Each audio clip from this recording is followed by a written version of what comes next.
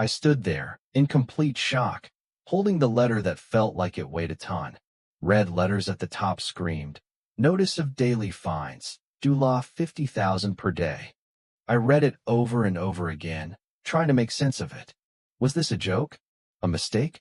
But no, the words were clear as day. Unauthorized construction of a pond on HOA-controlled land. Wait, what? My ranch. My property. My dream. I was standing outside my gate at my 40-acre ranch in rural Arizona, with the pond I'd just finished building sparkling behind me. The water shimmered under the bright sun, a little oasis I had created just the day before. Cattails and lily pads were already planted, and I'd even begun to picture my nieces fishing here one day. It was supposed to be peaceful, a wildlife haven. But now, I was being hit with fines that could bury me. I stormed back into the house, the letter crumpled in my hand. My dog, Buck, looked up from the porch like he knew something was wrong. I threw the letter on the table, pacing. How can they fine me for something I built on my own land? I mumbled to myself. They can't do this, can they? But I already knew the answer. The HOA had power, and it seemed like they'd already decided to make an example of me. I had to go back to where it all started.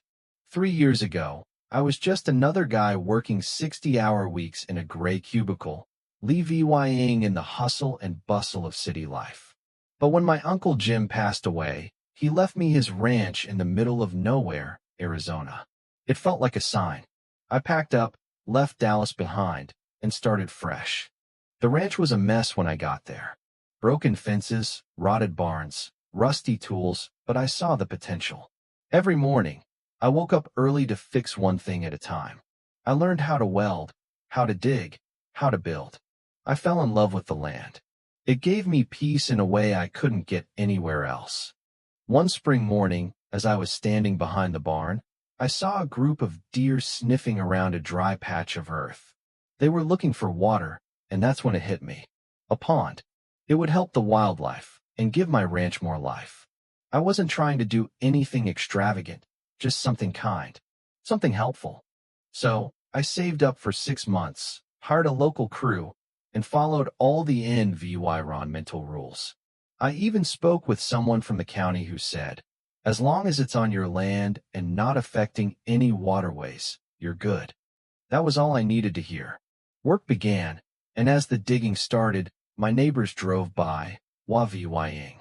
One even dropped off some snacks, saying, "Looks like a great idea." But then came Sandra Harkness, the HOA president. She pulled up in a black SUV while we were finishing the second layer of the pond liner. She was wearing sunglasses that probably cost more than my truck and a pearl necklace. Like she was walking onto a movie set. She stepped out and asked, "Are you aware this land falls under the Greater Desert Hills Homeowners Association?" I blinked. "What land?" I asked. "This land," she said, pointing to the dirt under her manicured finger. "Your property is part of our development zone. You need approval for any structural changes." I laughed. It just slipped out. "This is my ranch. I'm not even in your neighborhood." She smiled, but not the friendly kind. It was the kind of smile that made your stomach churn. She handed me a brochure filled with rules, but I barely looked at it. "I'm not part of your HOA," I said again. "I never signed anything. My uncle owned this ranch since 1974. She tilted her head. "Then you should have read the new land annexation agreement filed last year," she said, before turning around, climbing back into her SUV, and driving off, leaving me standing there, dumbfounded. A week later, the letter arrived. I called the number on the notice, thinking it was all some kind of mix-up. But when the voice on the other end said, "Are you Mr. Tom Walker, owner of Parcel 17B?" I froze. "Yes," I said. "Sir, you are in violation of HOA Policy 4.1, subsection A, unauthorized water structures." I tried to cut her off. "I'm not part of your HOA. You can't fine me. We have documentation that says otherwise. Your land falls within the newly adopted oversight zone," she replied. I was stunned. I immediately called my lawyer, Rick, who was a cowboy at heart, but sharp as a whip when it came to land law. He told me, "They're bluffing, but we need to act fast. Send me everything you've got." I faxed him the notice, the annexation documents, and pictures of the pond. For the next 3 days, I tried to go about my day like everything was fine. But in the back of my mind, I knew something was coming. Then, on the third day, I woke up to the sound of a drone buzzing overhead. I walked outside in my pajamas, looked up, and saw the drone hovering above the pond. "HOA is watching you," my neighbor Carl said later. "They're playing dirty now." That night, I got another letter. This one had no warning, just a bold headline. "Court injunction filed. Remove the pond or face further action." And right at the bottom, "Failure to comply may result in property seizure." They were threatening to take my ranch, my home.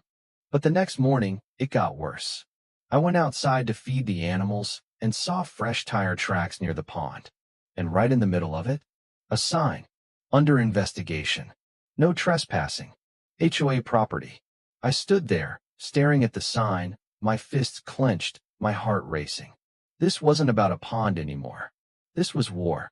I ripped that sign out of the ground so hard, I almost tore my shoulder. This was my land. I called the sheriff, but they told me that if the HOA had filed the annexation, they technically had jurisdiction over the property. That's not law.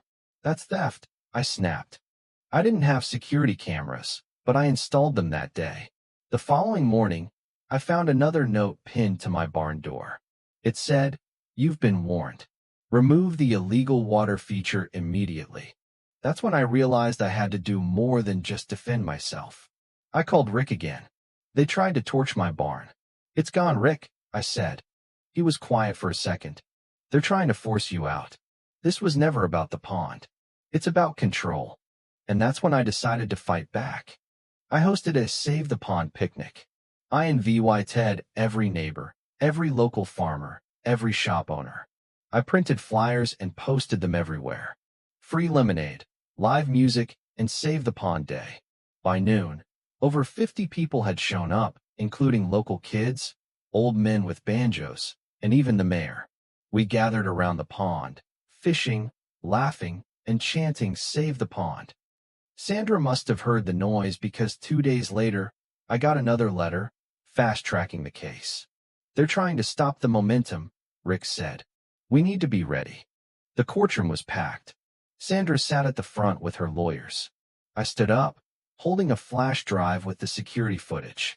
The judge watched as we played the video of two figures on my property, one holding a gas can. The judge froze the frame.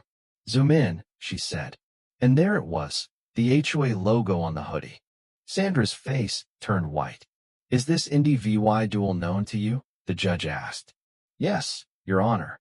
That's Jacob Welch, the HOA enforcement officer." The courtroom fell silent. The judge wasn't done. "This court is not inclined to favor organizations that abuse power," she said. And just like that, the judge ruled in my favor. The HOA's annexation was declared invalid, and they were to pay due law $175,000 in damages. Sandra's plan had backfired. She was removed from the HOA, and the community rallied around me. I rebuilt my barn, stronger than before, and the pond continued to thrive. But Sandra wasn't done.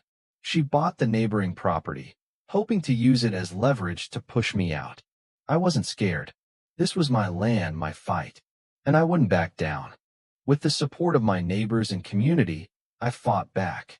We rebuilt, we organized, and we kept the pond. I didn't just survive, they thrived. And the HOA? They thought they could take my land, but they didn't realize one thing. We don't back down. If you've ever faced injustice, comment below and share your story. And don't forget to like, subscribe, and share for more tales of resilience, justice, and standing your ground. Let's keep fighting for what's right.